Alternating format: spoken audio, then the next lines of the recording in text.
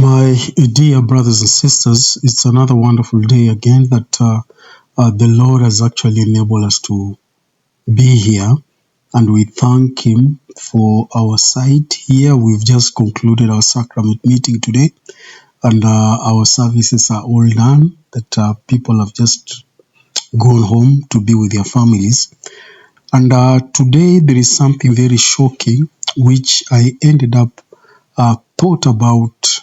Like, are we living in the perilous times? Are we actually in the end times? Because there are different signs that are happening in the world today. Different things that are happening in the world today, which are very shocking. Now, I watched somewhere, it's called, there is a river in a place called Sabababan. It's a place it's called Buenos Aires. Buenos Aires, that is in Argentina. There's a river that has just turned red, just like in the days of Moses, when it is believed that Moses, turned the Red Sea, the waters into red. Was it the Red Sea that he turned red? No, everything in Egypt that was watery turned into bloody. And these are some of the things that people are really asking themselves, what exactly is happening? Are we actually living in the perilous times? Are we living in the last times? These are some of the signs that we are being shown that the end is actually near. Please take a look at this. Take a look at this positively biblical sight, a river that's turned blood red. But it's not the Nile River in Egypt. It's a suburban Buenos Aires, and nobody is entirely sure why it suddenly changed to this color. But initial testing indicates some type of organic dye could be the culprit. Authorities are looking for whoever might have put that dye in the river.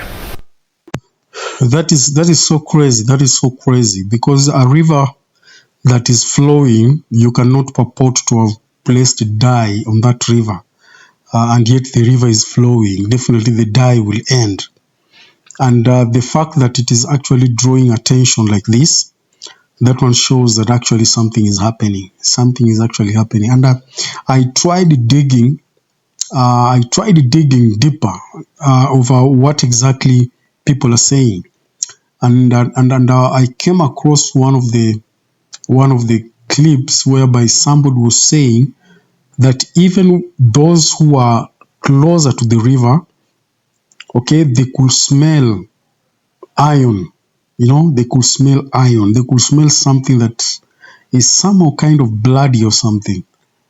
And there are different reactions of people, how they are reasoning with this. Others are saying it's because of industrial waste. That is why the river is turning like that and all that. But this is something that can actually ring the bell. This is something that all of us, especially those who've made covenants with our Heavenly Father, we need to understand that we are actually living in the last days. That there are signs and a lot of things that are going to happen which people will not understand. Others will bring their own expertise trying to explain how they think they know it better. But one thing we know is that the Lord will show those signs. There will be signs and wonders.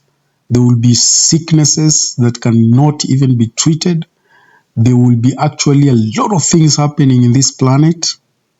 And those ones will actually be the signs that the Savior is almost coming. Now you can think a scenario like this one. Okay? Look at the scenario like this one, a river turning red. A river turning red. That one should actually, bring something. It should be something that should be actually be able to teach us something of what exactly is happening in the world today. And when I came across this clip, I was fully reminded of the words the prophet said. That is Russell M. Nelson, what he said.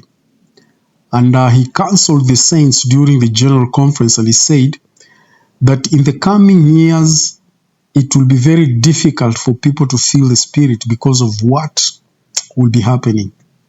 to be very difficult because of what we are seeing now.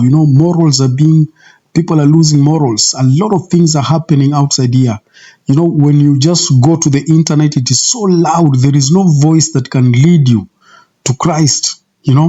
Everybody is loud in his own way, and people will not actually be able to feel the Spirit. And what the prophet counseled was that we need to start actually training ourselves, learn of how the Spirit actually, communes with us today. Learn of that so that when you are in tuned, even when you will be in the middle of hell, what happened is that you will still feel of him speaking to you. Because a lot of things are happening now, seriously, that will deter the children of men even to listen to what their Maker is really saying. And these are some of the things that we need to know. We need to understand that. We need to understand that because systems have been placed in a way that people live what we call a rat race. People are rushing up and down just to pay bills. They have no time even for their families. They have no time to sit with their children. They have no time. You'll find I was even shocked. A friend of mine was sharing with me that some of the areas, if you are married, you will not actually even have time, for your partner, because you come from work, maybe you work at night and she works during day. So you only just crisscross each other. You never have time to see each other. You don't have time to see each other. And don't you think that is a trap? Don't you think that is a trap? It's a setup.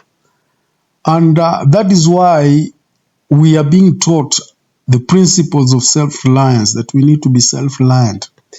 We need to be self-reliant. And to be self-reliant, it doesn't mean that you just have a full-time employment. Yeah? Just have a full-time employment. That one is still not self-reliant. Because when that job is taken away from you, you're done. You're finished. Yeah. So just simply acquiring or securing a job, that one doesn't mean that is self-reliance. But securing a job can be a platform for you to become self-reliant. And that is what the Lord is calling us today, that we should focus on actually becoming self-reliant, because there are a lot of things happening today in this world that you will be shocked. You will be shocked. I saw it during COVID time. A lot of people lost their jobs during COVID time because some of their jobs they could do, the situation could not permit them actually to perform, And a lot of people lost their jobs. And there are some who transformed those jobs. Now they ended up now working from home online. And that is a culture that a lot of employees now have seen. They've actually, adapted it. And more so also in Africa here, most of the employees did not actually have, most of the employers didn't have this mindset of an employee can work from home. They didn't have that mindset. But when COVID hit, it brought about an awakening call. And right now I see people who have been employed and they're working from home as long as, they perform and they deliver what they're supposed to do. So that is what we are talking about, my wonderful brothers and sisters. Things are changing. We need to seek the Spirit, and the Spirit will always guide us for us to be able to navigate through the ways of life in these times and seasons. Otherwise, thank you very much. God bless you. And I'm looking forward to see you again next time.